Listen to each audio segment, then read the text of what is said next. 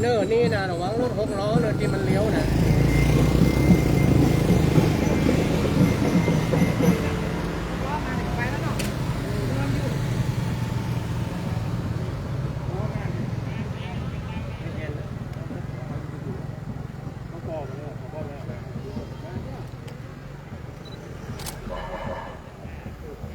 อยู่ไหนนี่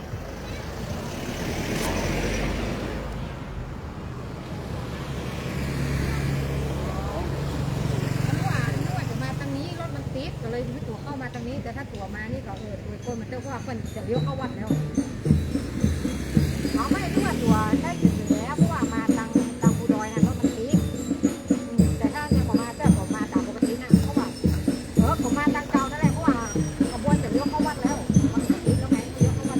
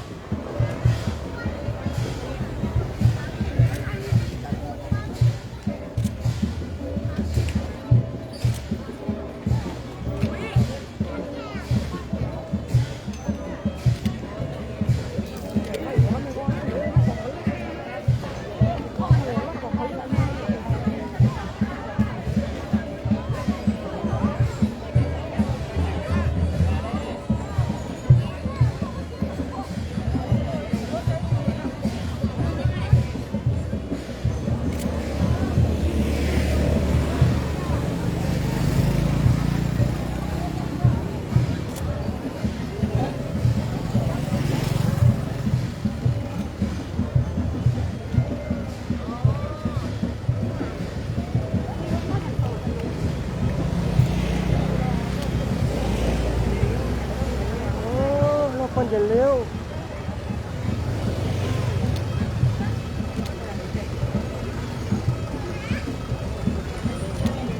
จับมาเลยเดี๋ยวมาเลยประตู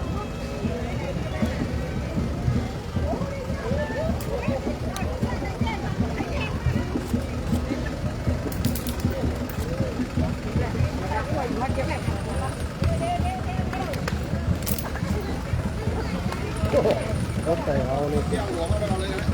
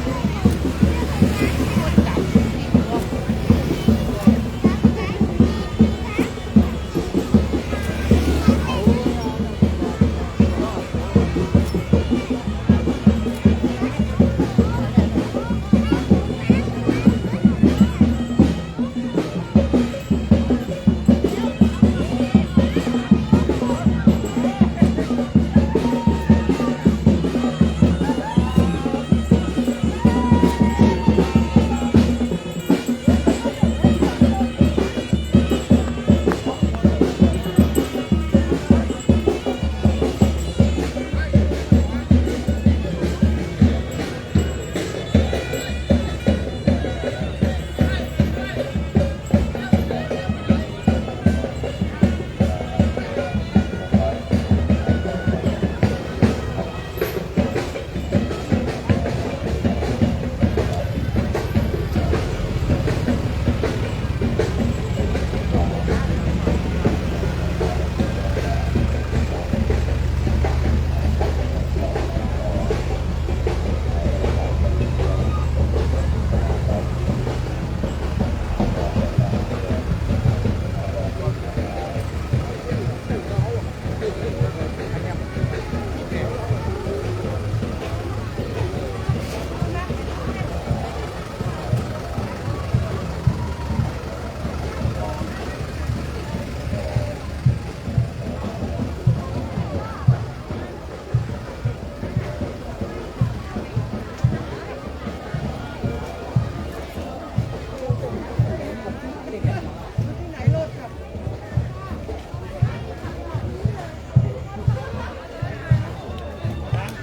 subscribe cho kênh Ghiền Mì Gõ để không bỏ lỡ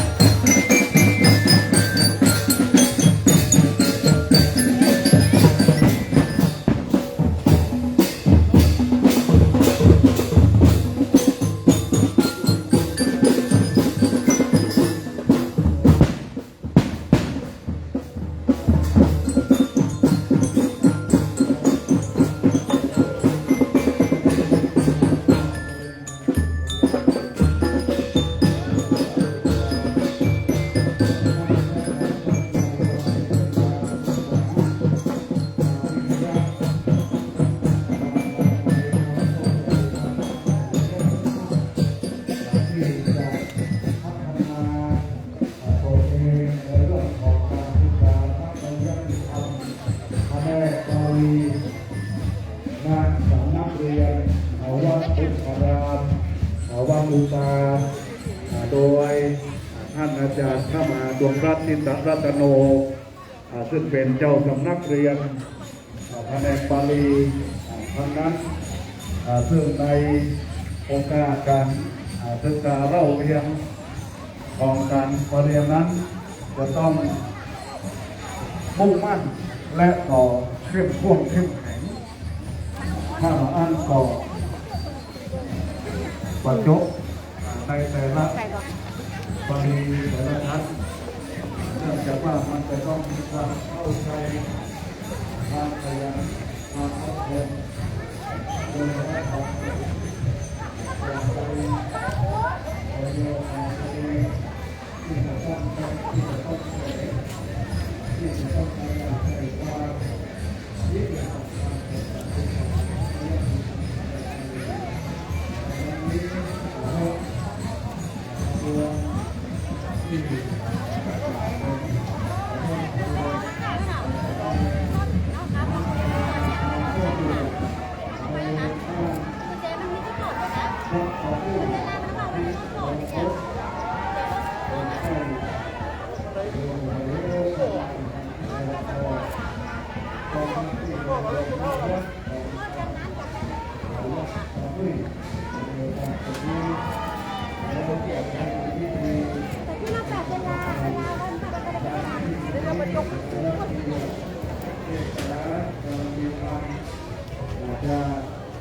หลวงพ่อพระครูวิวัฒน์รัตน์หลวงพ่อรองเจ้าคณะอำเภอสันทรายฝ่ายการศึกษาเผยแพร่สงเคราะห์ในโอกาสวันนี้ก็เดินทางมาตั้งแต่ตอนที่ขบวนจะเข้ามาแล้วนับว่าเป็นบุญกุศลจากทางคณะสงฆ์วัดสัตยาวัดสัตยาคณะสงฆ์สัตยาคณะสงฆ์บ้านสามุยวัดสามุยคณะสงฆ์ตำบลหนองจอกในโอกาสวันนี้นะครับเพราะฉะนั้นแล้วญาติโยมที่จะเตรียมตอนรับโดยเฉพาะในส่วนของจังหวัดต่อเชื่อและผู้อื่นคนประกอบจะมีเพลงในบริเวณต่อฟ้องต้อนรับในก่อนนะครับเพื่อเกิดความปิติยินดีในการที่เกิดจากความสามัคคีความมั่นคงในหมู่คณะในหมู่วัดวาอารามโดยเฉพาะวัดป่าห้วยวันนี้ไหว้สาในเมตตาบารมีธรรมของหลวงพ่อพระครูประภากรวิโกศลหลวงพ่อเจ้าคณะตำบลหนองจอกเจ้าวาดวัดตะเกียบได้เดินทางมาถึงแล้วไหว้สาหลวงพ่อพระครูประภากรวิโกศลเจ้าคณะตำบลหนองจอกวัดตะเกียบท่านพระครูวรัตน์เพียงไกรกัลยาณพุทโธหรือคุณเจ้าน้อยเลขานุการเจ้าคณะตำบลหนองจอกรองเจ้าวาดวัดตะเกียบได้เดินทางมาถึงพร้อมด้วยคณะสงฆ์วัดตะเกียบทุกรูปขอน้อมไปสาในโอกาสวันนี้นะครับไปสาจุดจุกมนะครับวันนี้เมตตาบารมีแห่งหลวงพ่อพระครูประภากรกิจโกศลซึ่งเป็นผู้ปกครองสงฆ์ในตำบลหนองจอกเมตตาเดินทางมาถึงยังสถานที่เป็นที่เรียบร้อยแล้วนะครับขอไว้สาในเมตตาบารมีธรรมเท่ากันวันนี้นะครับในโอกาสนี้ญาติโยมสาธุชนทั้งหลายกำลังจะตั้งแถวต้อนรับก็เรียนเชิญทุกท่านได้เตรียมเลือกขบวนเจ้าธงเข้ามาแล้วขอนิมนต์ท่านพระครูประรัตน์เกียรติศักดิ์กัลยาณโมท่านรักษาการเจ้าวาดวัดแต่สิเทโมได้ขอบคุณขบวนด้วยนะครับของเมตตาท่านตัวตอนนี้การต้อนรับโดยคณะเชิญพร้อมในที่แรกก่อนเชิญพร้อมนั้นได้รับในการต้อนรับในวันนี้ดังนั้นแล้วก็ขบวนท่านพูดก่อนเราไม่ ก่อนแล้วก็ท่านพระครูบาเกี่ยวที่ทรัพย์หรือว่าทุกที่ใครจะได้เป็นความดีของคุณนะครับ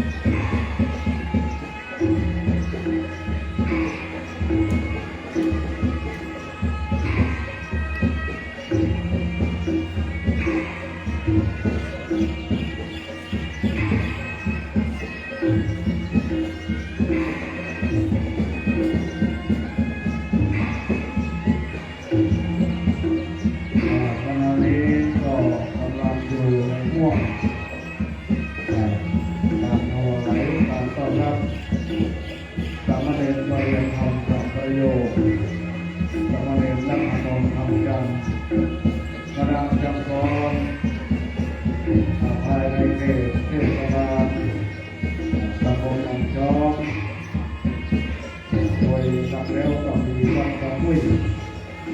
เราก็ในเขตตำบลหนองจอกก็ได้มา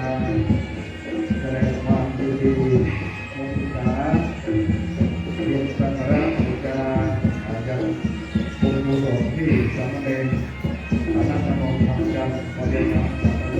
ได้สอบทำเป็นบุญกุศลที่ได้สร้างเสริมบารมีธรรมในการศึกษาต่อเรียน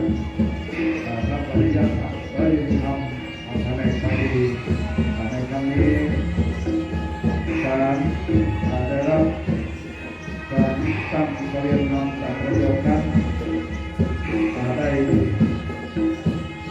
ทำการรับเพื่อตัวนี้โดยสมเด็จพระอริยวงศาคตยานสมเด็จพระสังฆราชพระบรมสังฆปรินายกทรงมีพระบัญชาเมื่อพระธรรมบริสุทธิ์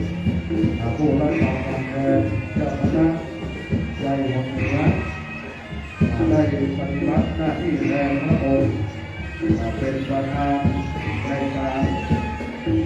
ตั้งรัฐบาลตั้งพระประเดียธรรมสังประโยชน์มอบไปประชาชนิยวัตรประโยชน์ซึ่งสองแก่พระภิกษุสามเณรในเขตปกครองคณะสงฆ์เหนือณมหาศาลาอำเภอทะเลวัดพระธาตุศรีจอมทองอำเภอจอมทองจังหวัดเชียงใหม่ปัจจุบันนี้แล้วก็ทับวายันธรรมจากประโยชน์ของสามเณรนักธนงทำจังก็ได้ไปฝากไว้หรือว่าตั้งไว้ที่วัดสันไตโบนโดยมีหลวงพ่อพระครูวิรัติรัตน์สังวรหลวงพ่อรองเจ้าคณะอำเภอสันทรายผู้ราชการศึกษาสงเคราะห์ฝ่ายแพทย์ได้รับทุกแบบร้องขบวนตั้งพักประโยชน์ทางการประโยชน์ครั้งนี้แล้วต่อไปออกจากวัดสันไตลงมาพุ่งหน้าลงมาที่แยกตลาดโลตัสที่แยกทยอยจากทยอยพุ่งหน้าเข้าสู่ทางถนนไม่คิดที่วันแต่เข้ามาที่บริเวณหมู่บ้านหนองไผ่หลวงหนองไผ่สีตะโกแล้วก็มาตั้งที่บริเวณตำบลจังหวัดบ้านจังหวัดสุพรรณบุรีในโอกาสนี้ดังนั้นแล้วญาติโยมก็ได้ร่วมกันแทนมาเป็นรูปแบบขบวนโดยมีขบวนป้ายขบวนทรงดุริยางค์จากโรงเรียนบ้านหนองไผ่แล้วก็ต้องขบวนย่อการตุกใจแห่เข้ามาสู่บริเวณดังนั้นแล้วขอราชนานิมนต์พระสงฆ์ที่ราชนานิมนต์สู่พิธีนำนี้เลยนะครับอันเป็นท่านพระมหาวัชรพงศ์เสนาธิราชโตวัดนาเขียวท่านพระครูอัครรัตน์กำลังกรปัญญารัตนวังโสท่านพระโมนิตบุญโกวัดสมบัติท่านพระบุญนครภูริวัฒโกวัดพระเสียรพระบางองค์เขมาจาโรวัดพระเสียรพระอภยที่พระอโมวัดไสแก้วหัวท่านพระโครงการสิริธรรมโมวัดไสแก้วหัวท่านพระทิพย์นายกอินทร์สัพโยวัดจิตตโกวัดพระโพธิ์ลอนท่านนิสโรวัดจิตตโกท่านพระโมวัดปัญญาวัดชิโรวัดหนองไผ่หลวงท่านพระนครพิษณุวัดหนองไผ่หลวงท่านพระอานันต์โตวัดต้นจันทร์ท่านพระศิลปงศ์ที่ตัมมิโยวัดต้นจันทร์ท่านพระนัทพงศ์ยะโสธโรวัดต้นจันทร์ท่านพระสารุกสุขินันธโมวัดต้นจันทร์ท่านพระโม ครูไปดิกาประโยชน์นักการโลวัดสังฆโกท่านพระครูไปดิกาวิรพงศ์วิสุทโธวัดสังฆโกท่านพระสุนัขสุขันพระเจดีย์วัดสังฆโกท่านพระเอกราชสังสีพโรวัดสังฆโกวัดสังฆยองท่านพระพงศกรพระเทโววัดหนองไผ่ วันนี้จะได้แชร์น้อยก็หลายคนด้วยกัน ทั้งสองรูปแล้วก็วัดสังฆนะครับ แล้วก็สามเณรวัดสังฆโมเซโรวัดต้นจากทั้งโลกสามเณรสุรพลเอกเอกาทั้งโลกจากวัดสังฆครับพอ ก็ดีแล้วอย่าให้แชร์น้อย ที่มองหน้าพัฒนาแห่งครับ ไม่ได้เป็นเซลล์ ตอนนี้ได้เวลาโลมงคลแล้ว จับพอดีแล้วไปรอบ้านแม่อ่ะ อ๋อมันจะได้เตรียมการต้อนรับเตรียมทำตามประโยชน์แต่พร้อมอีกชุดหนึ่งก่อนเดินเลยนะครับสำหรับของเล็กต่อเรียนแถว ตุ้ยกับแม่กันขบวนนั่นแหละ พร้อมต่อนะครับ เป็นไงครับคนเท่ากัน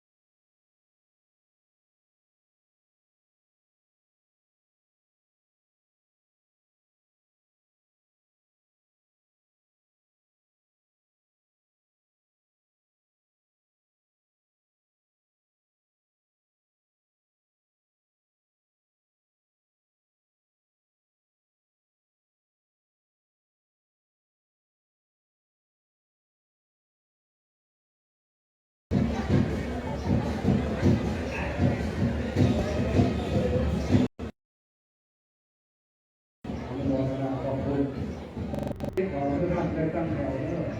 ตั้งแถวก็จะมีคอร์สอีกเพิ่มขึ้นนะครับเป็นต่อไปนะครับ